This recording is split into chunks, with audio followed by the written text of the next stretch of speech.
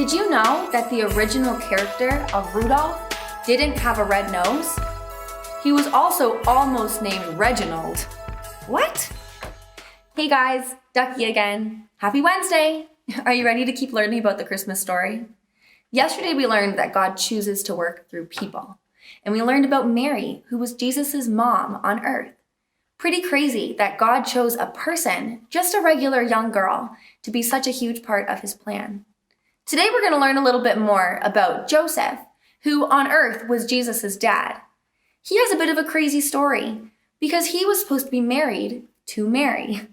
The thing is that if you weren't married in Bible times and the woman was pregnant, the man's responsibility, the thing he would have been allowed to do, would be to divorce her, to leave her and not be in a relationship anymore. And so we know that Gabriel had gone to Mary and said that you are going to have a baby. You are going to become pregnant because God is pleased with you. So we knew that this was a good thing. Mary wouldn't have understood it. It says in the Bible that she was afraid and confused, but at least she knew that it was from God. Now here's the thing. Can you imagine being Joseph? Gabriel didn't go to Joseph right away. He was super confused. He had no idea what was going on.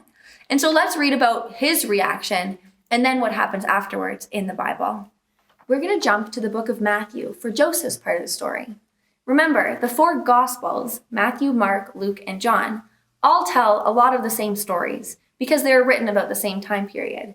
But certain authors wrote about different parts of the story. So to learn more about Joseph, we're going to jump over to the book of Matthew. I'm in Matthew chapter 1, starting at verse 18. This is how the birth of Jesus the Messiah came about.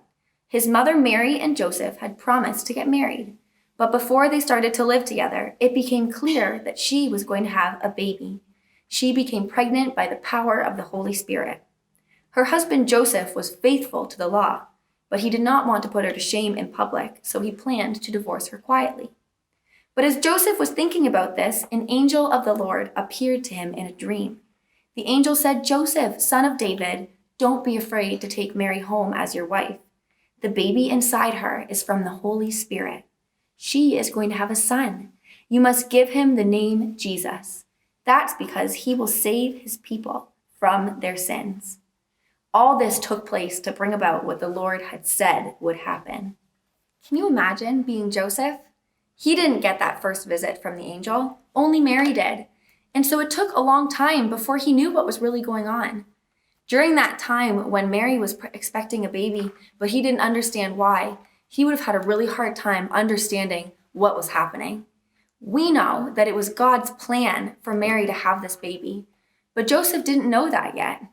He definitely was a believer, and he would have trusted in what God was saying, but he certainly wouldn't have understood what the plan was. This brings us to today's big idea, that God's plan doesn't always make sense to us. Have you ever felt that way before? Like you're not sure what's going on? Like you don't understand how this could possibly be part of God's plan? The thing is that as believers, as followers of Jesus, we know deep down inside of us that God's plan is for us.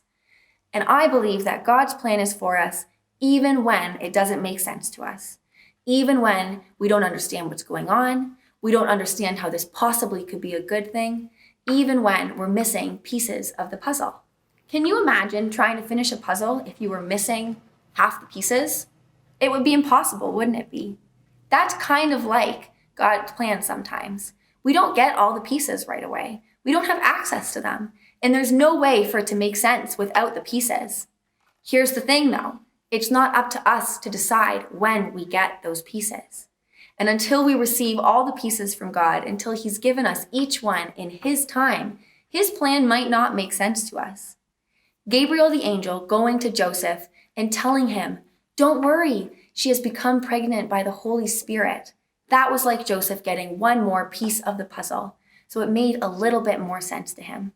Life is a little bit like this sometimes. We feel like we're missing certain pieces of the puzzle, and you know what? You might be. But it doesn't mean that those pieces are missing forever. It just means that you don't have access to them yet.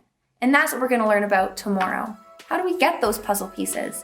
How in the world are we supposed to understand God's plan? For now, though, even when we don't understand it, we can rest in the knowledge that God's plan is for us. even when we don't understand it.